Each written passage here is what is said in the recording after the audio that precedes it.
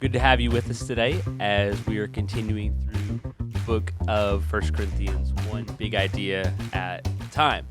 As you may notice on some of our last episodes, we've been running a little longer. I've been trying to combine some of these passages. If you've been here with us a while, we normally do like 2 or 3 verses. We're going to kind of be back to that. But we're doing some bigger sections, expanding it, just to try to get through the book of First Corinthians. So if you like this content, you enjoy it, like it, follow, subscribe.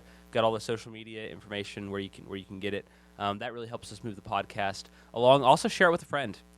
Maybe this can be the springboard for a discussion around a particular topic or around a particular doctrine. Some of the things we're going to run into in 1 Corinthians are kind of hotbeds of discussions about what doctrinal disputes and disagreements and things like that. And perhaps maybe some of these can be the launching pad, not to try and weigh in too heavily. I try not to on particular systematic issues, but maybe this gives you just an expositional approach to see what's really there, and let's forget about the issues that go on one side systematically or not, and let's just kind of look at what the text says, and then kind of go from there and see what we can abstract. So maybe that can be a part of a bigger discussion for you.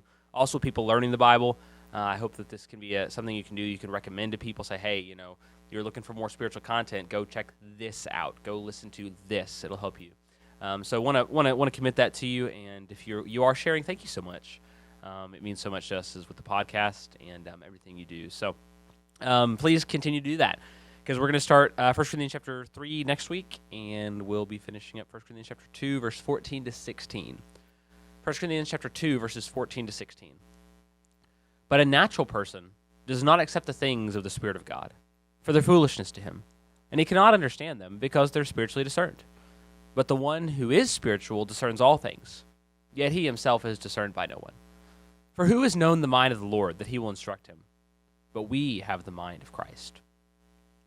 This week, as we mentioned, we conclude chapter 2. And really the unit of thought is kind of verse number 6 through the end here. And in a lot of ways, it's kind of an orphan of a section, because this is really a transitory section from chapter 1 and chapter 2, 1 through 5. That kind of goes together. And this is kind of like just teeing up like the Phil Collins drum solo thing, if you know that, like the Call in the Air Tonight, that one, yeah.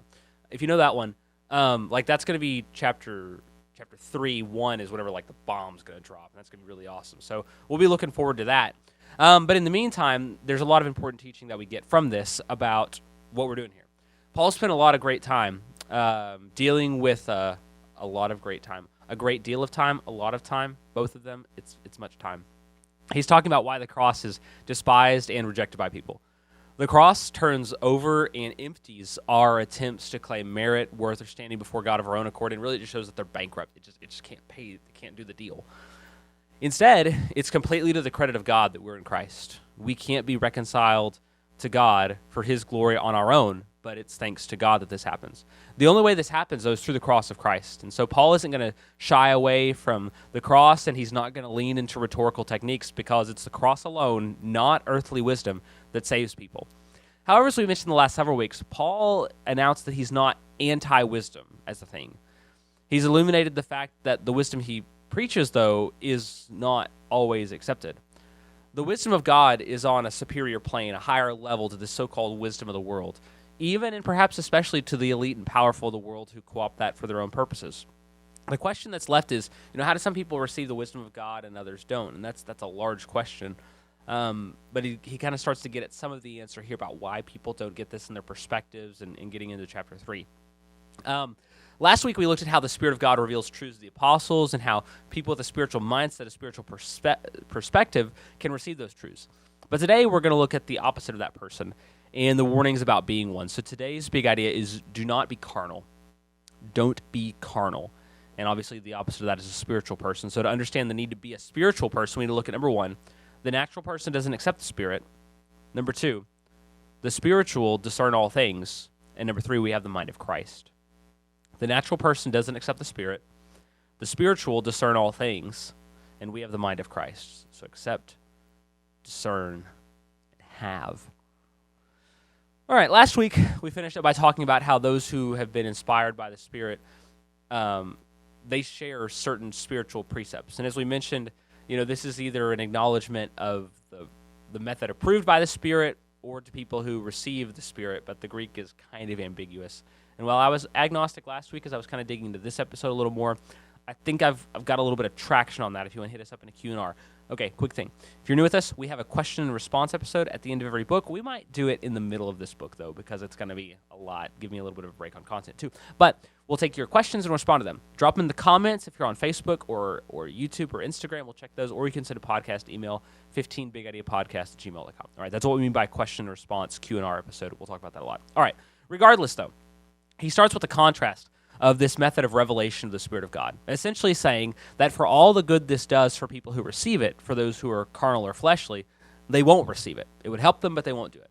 The person who is powered by the flesh doesn't look at the revelation of God in Christ, who on the cross became to us wisdom, righteousness, sanctification, and redemption, and comprehend that wisdom. It just doesn't square. It doesn't seem like wisdom. It seems like foolishness. Instead, they throw up their hands, and as we've discussed time again, they say, this is dumb. I'm not going to listen to this. This is just incoherent babbling.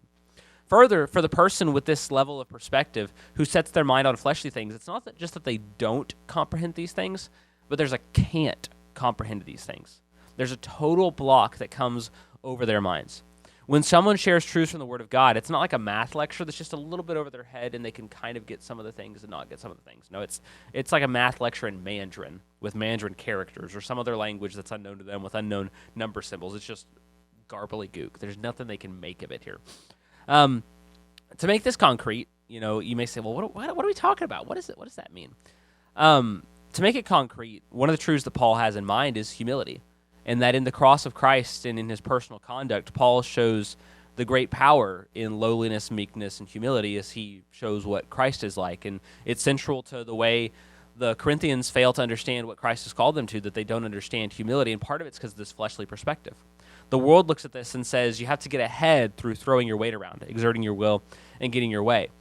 And even those who, will say, present humility from a carnal perspective, it's for a carnal purpose. It's not to reflect Christ. It's just to actually get ahead, but just from a different way. There's a sinisterness even in the midst of that. The spiritual person, they see wisdom and value in humility, while the natural person writes it off as foolishness because it's a different set of understandings, passions, and proclivities. Next, we read that the spiritual person discerns all things. So the carnal person, the natural person, a lot of times, I believe King James and New King James use carnal rather than natural, but these words mean the same thing. Instead of the carnal person, the spiritual person, they discern all things. Yet, personally, they're discerned by no one. And I kind of have to laugh because this is sort of an expositional wrestling match. I mean, when I just try to pull this text apart, it just takes some time. So be patient with me.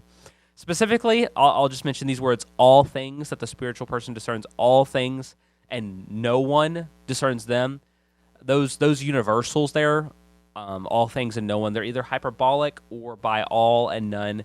He's making universal statements about a limited class, which might actually be changing in the midst of the situation. So it's a little tricky here. But his point is to be emphatic about the blessing of being a spiritual person. That's his point. And about the incongruity of being a spiritual person with being a fleshly person. When Paul uses the word discerned, I've been trying to think about this because other places the word judged is used, and that's going to come up in chapter 4. I think it's best to read that as examined and comprehended. Examined and comprehended, potentially examined, comprehended, and approved of. Examined, comprehended, and approved of. For the first part, Paul has just said that a natural person cannot perceive and understand spiritual truths because they're discerned by the Spirit. When natural people run into a spiritual truth, they don't have the perspective of the Spirit to evaluate it. This contrast is saying that a spiritual person is able to comprehend all of those truths. Now, that's not to say I don't think, because he's trying to paint in broad categories here. It's obviously not saying that a person who's spiritual can immediately grasp every spiritual truth, because we don't. And there's things I'm wrong about, and there's things you're wrong about, and God's working on us to fix these things. I think what he's saying, though, is that we have the propensity, we've got the hardware, we've got what we need to be able to comprehend those truths. We have the heart to be able to receive it. We have the heart to be able to receive it. We might struggle with it. We might not quite understand it. But the difference here is between It's like if you're trying to see something a long way off. You might have to squint. You can kind of make it out, but it's out there. You can see it, and you can get your hands on it, and maybe you could get closer to it, and you could see it better. But that's how a spiritual person is. However, a carnal person, it's like they've got a blindfold on, and there's just no seeing. And so there may be a struggle for the spiritual person. There may be new perspective. It may take time. They may need to get that worldview continually dialed in just right, so you can see those other spiritual truths that are difficult right now. But the carnal person, they've just got a blindfold on. They just can't see anything. They can't see what's necessary. Paul says that such a spiritual person is discerned by no one, and if we take of that as examined, comprehended, and approved of, he's probably referring to worldly people by no one.